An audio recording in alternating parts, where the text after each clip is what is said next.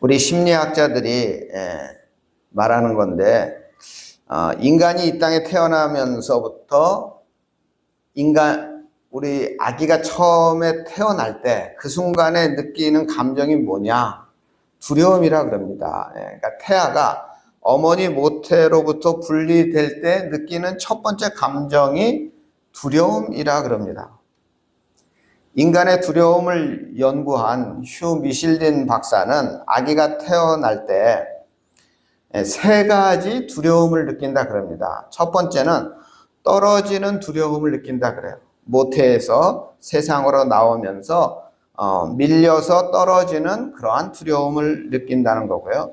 두 번째, 큰 소리에 대한 두려움을 느낀다 그럽니다. 엄마 뱃속에 있을 때는 이 소리를 듣지 못했다 그래요. 그러다가 엄마 뱃속에 나오자마자 소리가 들리는데 그 시끄러운 소리에 두려움을 느낀다 그럽니다. 세 번째로 버려지는 두려움을 느낀다 그래요. 모태로부터 이제 떨어지면서 탯줄이 잘리고 그러면서 내가 이제 버려지는 것은 아닌가 하는 그런 두려움을 느낀다 그럽니다.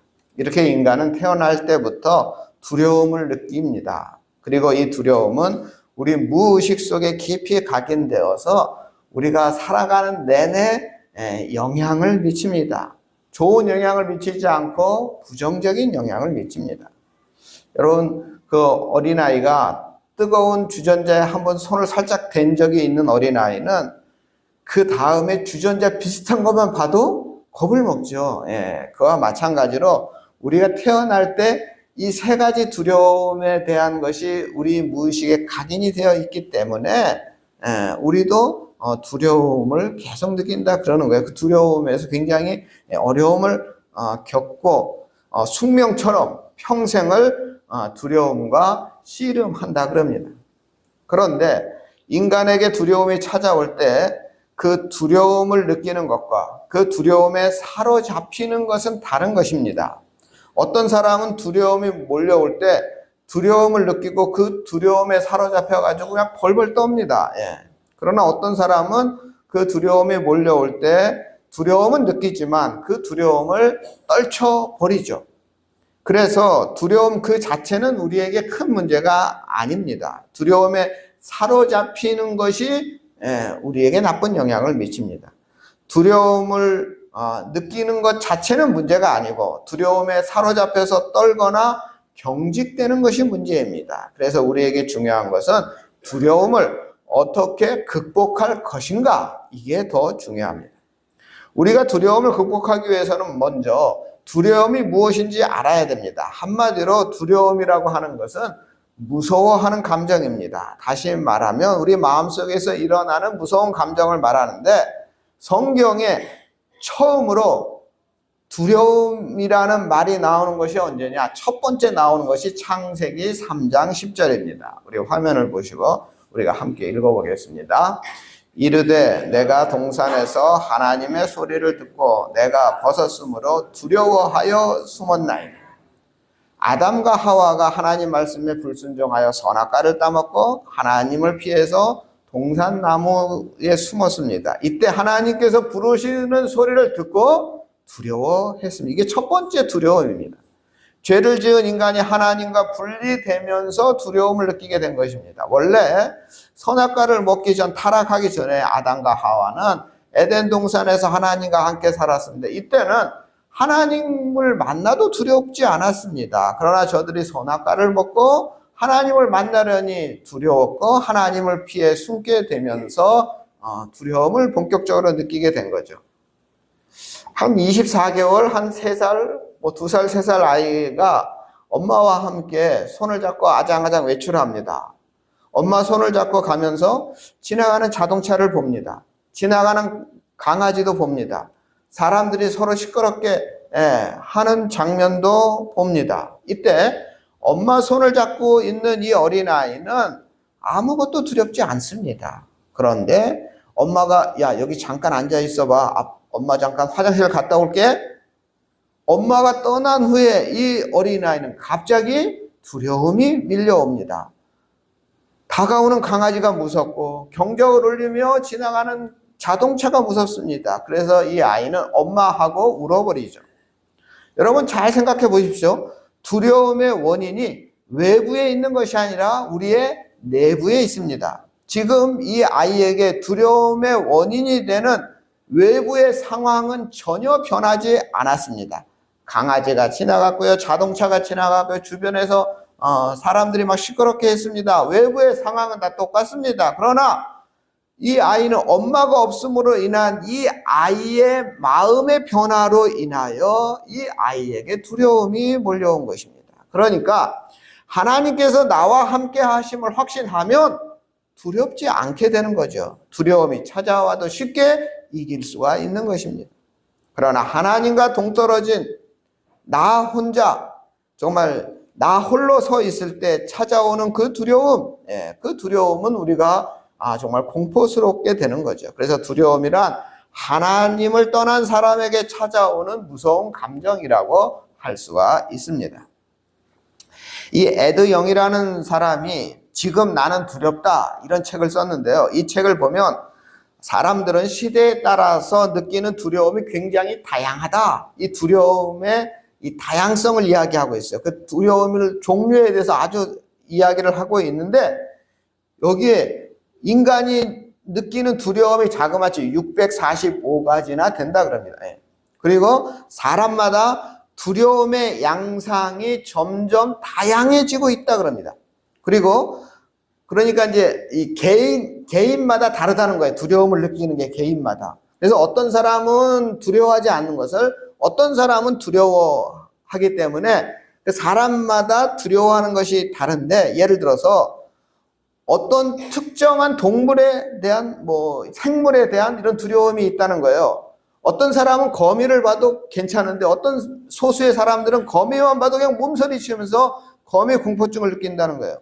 벌레나 이런 거 보면서 그냥 몸서리 치는 사람도 있고, 어떤 사람은 그냥 바퀴벌레가 나타나도 손으로 탁 죽이는 사람도 있고 그렇다는 거예요. 이게 다르다는 거예요. 그래서 이 특정한 것에 대한 두려움이 자꾸 많아진다고 얘기를 하고 있어요. 그래서 장소에 대한 두려움도 있다고 그러는데, 우리가 잘 아는 것이 뭐죠? 고소공포증, 폐쇄공포증, 치과공포증, 이런 것이 자꾸 생긴다는 거예요.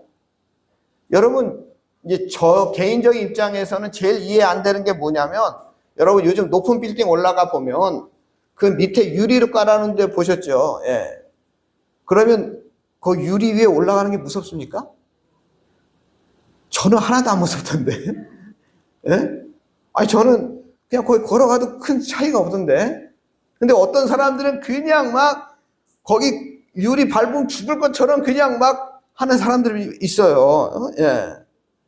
그러니까 여러분, 이게 이 사람이 말하는 내용 중에 제가 공감했던 부분은 뭐냐면, 사람마다 이 공포의 종류가 다 다르다는 거예요. 다 다양하다는 거예요. 그래서 어떤 사람은 이 시집 공포증이 있대요. 시자만 들어가면 그냥 공포에 쓰는 사람도 있대요. 근데 요즘 젊은이들 중에 생기는 공포 중에 하나가 장모 공포증이래요. 요즘은 이 장모가 더 무섭다네요. 장모 공포증이 있대요. 그리고 상사 공포증, 그 다음에 심지어 아내 공포증, 이런 것이 점점 다양해지고 있다는 거예요, 이 책에서. 결국 하나님을 떠나 사는 사람들은 두려워할 이유가 없는 것에조차도 우리가 두려움을 겪고 있다는 겁니다. 그러니까 우리가 예전에는 두려워하지 않았던 것을 두려워하고 있어요. 그리고 두려워할 필요가 없는데 점점 이 두려움의 종류가 점점 많아진다는 거예요. 그러니까 제 생각은 지금 이 세상은 하나님 없이 사는 사람이 그만큼 많다는 거예요. 그래서 점점 두려움이 가득 찬 세상이 되고 있다고 저는 생각하게 되었습니다. 중요한 것은 이 두려움을 가지고 있는 영향력입니다. 두려움은요, 감정적으로 무섭다고 느끼는 것으로 끝나지 않잖아요. 일단 두려움에 사로잡히면 우리의 삶이 황폐화됩니다. 가장 큰 문제는 이 두려움이 우리의 평안함, 안정감을 깨트려 버리는 게 문제죠. 제가 이제 세월호 사고가 나기, 제가 이제 섬에 살 때 제가 섬에서 한 2년쯤 되었을 때 세월호 사고가 났어요. 그 노하도 하고 그 세월호 사고가 난 데가 직선 거리로는 한 20km도 안 돼요. 10km 그 정도밖에 안 되는 가까운데 우리가 이 바닷길은 10km면 굉장히 먼 거예요. 예. 그런데 어쨌든 그 사고가 난 후에 변화가 생겼어요. 무슨 변화가 생겼느냐?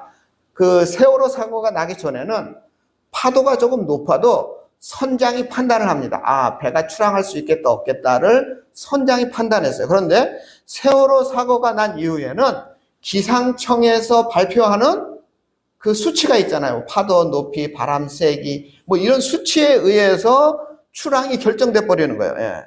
그러니까 세월호 사고 후에는 아니 근데 이 수치가 그 우리 앞바다에서 재는 게 아니잖아요. 이게 크게 재잖아요. 뭐 동해, 서해, 남해 뭐 이렇게 크게 재는 거니까 우리 앞바다는 잔잔한데 배 못 간다는 거예요. 배 안 된다는. 그러면 막 섬에 사는 사람들은 굉장히 짜증 나거든요. 예.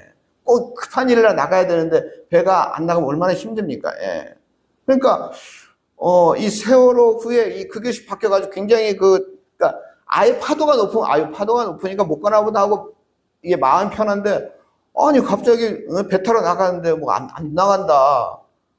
그러면 참 진짜 난감하고 화가 나고 그러죠. 예.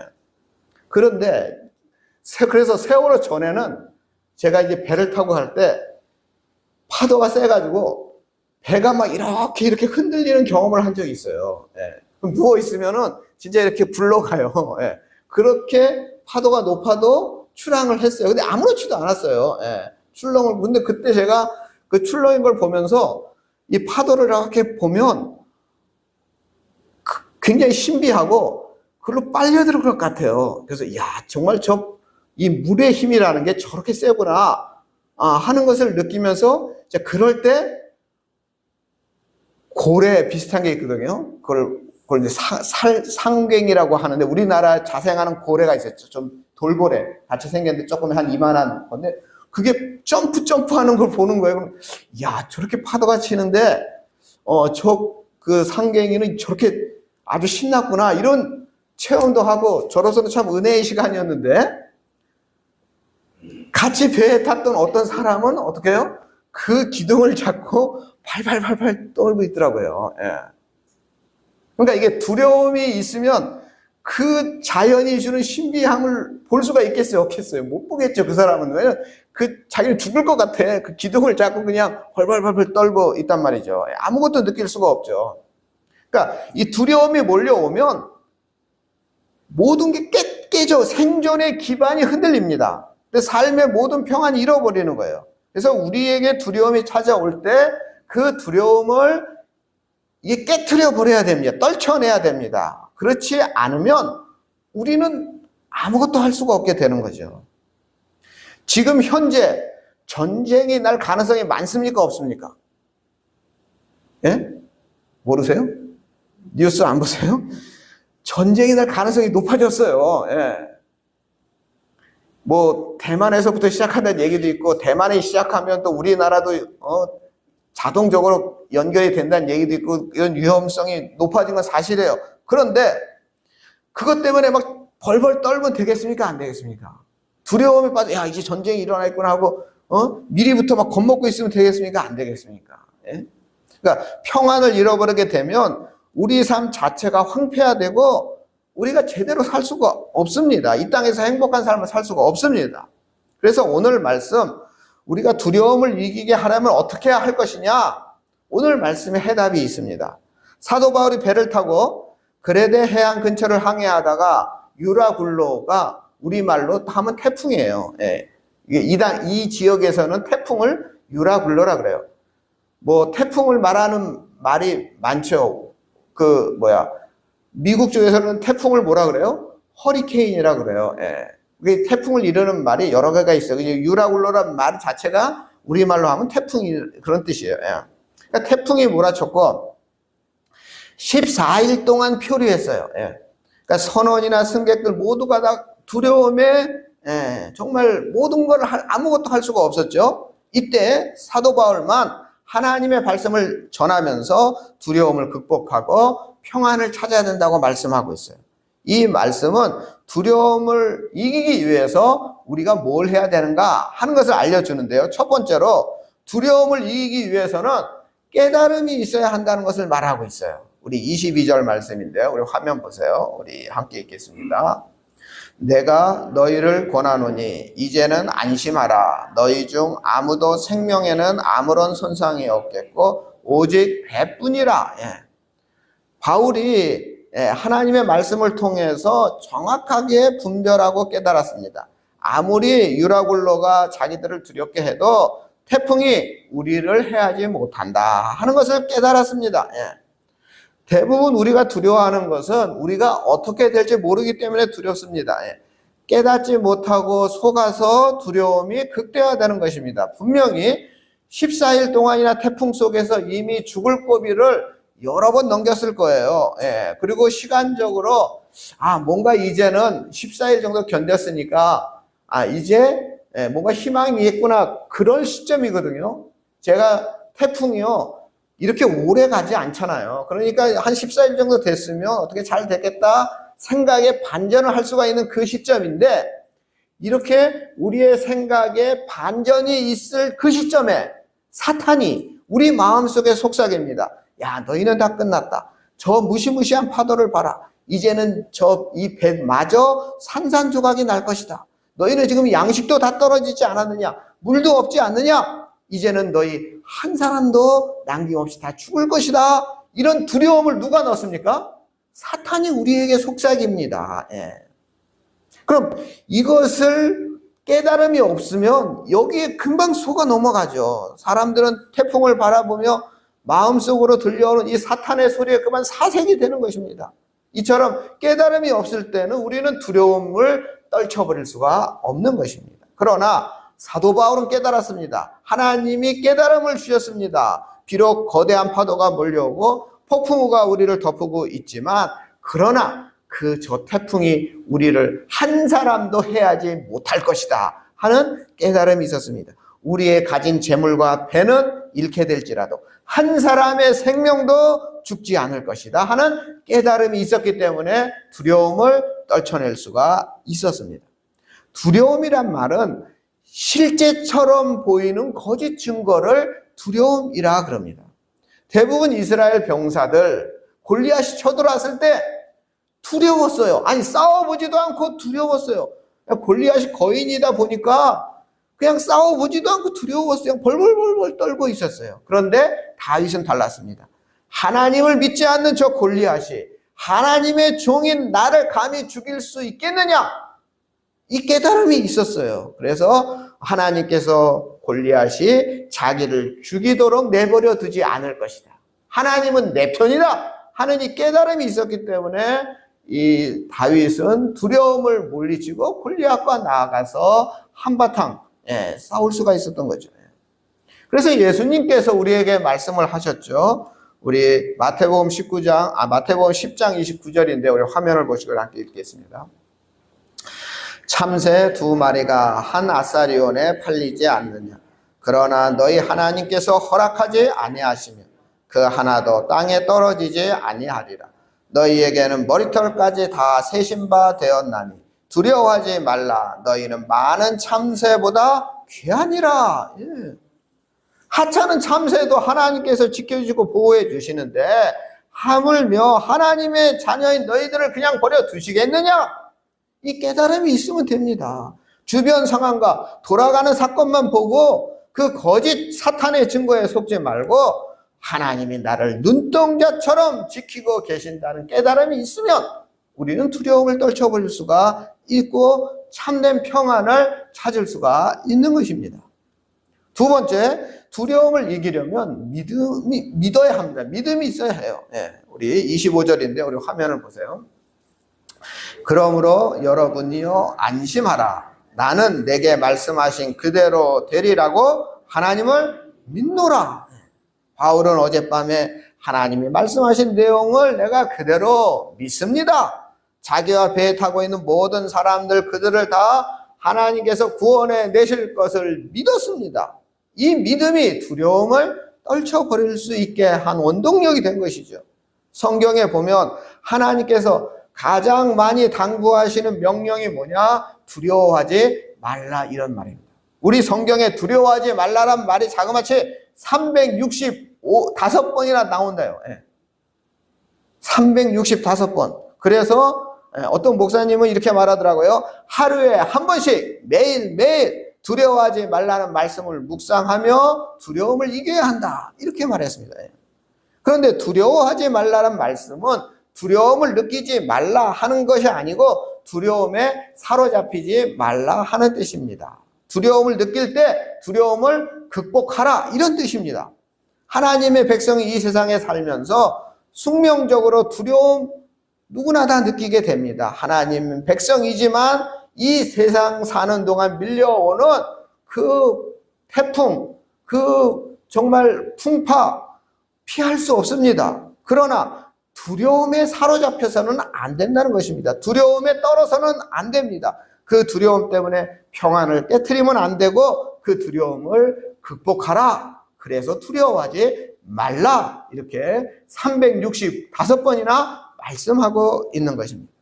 여호수아서 1장 9절 말씀인데요. 우리 5번 우리 함께 있습니다. 내가 내게 명령한 것이 아니냐? 강하고 담대하라. 두려워하지 말며 놀라지 말라. 내가 어디로 가든지 내 하나님 여호와가 너와 함께 하느니라 하시니라. 여호수아가 모세의 뒤를 이어서 이스라엘 백성을 영도할 막중한 사명을 받았습니다. 이스라엘 백성을 이끌고 이제 요단강을 건너 가나안으로 나아가야 합니다. 감당할 수 없는 큰 두려움이 밀려왔습니다. 하나님께서 이 사실을 아시고 자상하게 여호수아에게 하신 말씀이 지금 저 말씀입니다. 두려워하지 말라, 내가 너와 함께 할 것이다. 하나님께서 여호수아와 함께 하시겠다 약속하셨습니다. 하나님께서는 두려워하는 하나님 백성들에게 오늘도 우리들에게 찾아오셔서 똑같은 약속의 말씀을 하십니다. 두려워하지 말라, 내가 너와 함께 할 것이다. 우리는 이 말씀을 믿어야 합니다. 이 말씀을 믿으면 우리는 두려움, 어떤 큰 두려움이라 하더라도 우리가 물리칠 수가 있는 것입니다. 그래서 우리가 제일 좋아하는 시편 있죠? 시편 23편. 우리 화면 보시죠. 우리 함께 읽겠습니다. 내가 사망의 음침한 골짜기로 다닐지라도 해를 두려워하지 않을 것은 주께서 나와 함께 하십니다. 함께 하시는 하나님을 믿기 때문에 우리는 두려움에서 벗어날 수가 있는 것입니다.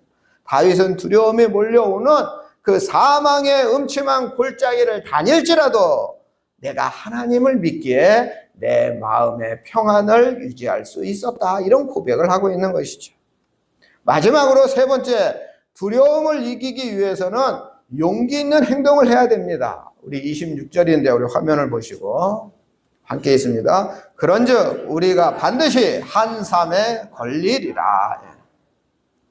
바울은 아직도 유라굴로 태풍이 자기들을 삼키려 하는 그 위기의 순간에 하나님께서 자기들을 건지실 것을 믿고 용기를 북돋아주고 있습니다. 용기를. 조만간 우리가 어느 섬에 닿을 것이야 말하고 있습니다. 그리고 우리가 그 섬에 닿을 것을 우리가 준비해야 돼.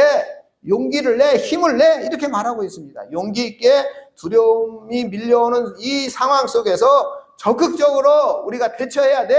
이렇게 지금 말씀하고 있는 것입니다. 1985년 미국 콜롬비아 대학교의 졸업식장에서 굉장히 큰 감동의 사건이 있었는데요. 50세의 시각장애인이 박사학위를 받은 것입니다. 50세. 바로 한국인 전재경 박사님인데요. 이분이 7살 때 시각장애인이 됩니다. 그러나 좌절하지 않고 요한복음 9장 3절 말씀, 그에게서 하나님이 하시는 일을 나타내고자 하심이라, 이 말씀을 믿고 하나님이 내가 시각장애인이 된 거 하나님께서 나를 통해서 놀라운 일을 나타내려고 하실 것이다 하는 이 믿음을 가지고 용기를 내고 열심히 살았습니다. 나이 30이 되던 해에 미국으로 유학을 갔고요. 20년 동안 시각장애인으로서 정말 열심히 공부해서 정말 20년 만에 박사학위를 받은 거죠. 정말 순간순간 밀려오는 두려움, 정말 힘들었을 때가 여러분 한 20년 공부해 보시죠. 이게 얼마나 힘든 일이었겠습니까? 예. 정말 얼마나 두려움이 많았겠습니까? 야, 이거 내 이러다 공부만 하다 내 인생 끝나는 거 아닌가? 내가 정말 박사학위를 할 수 있을까? 얼마나 두려움이 많았겠습니까? 그러나 두려움이 있을 때마다 정말 용기 있게 믿음으로 나아갔죠. 결국 20년 만에 미국 명문 콜롬비아 대학에서 박사학위를 받습니다. 학위를 받는 전날 밤 너무 설레서 잠이 안 오는 거예요. 그래서 점자 성경을 가지고 말씀을 묵상하는데 에베소서 2장 10절 말씀을 묵상하게 됩니다. 우리 함께 읽어보겠습니다. 우리 8번.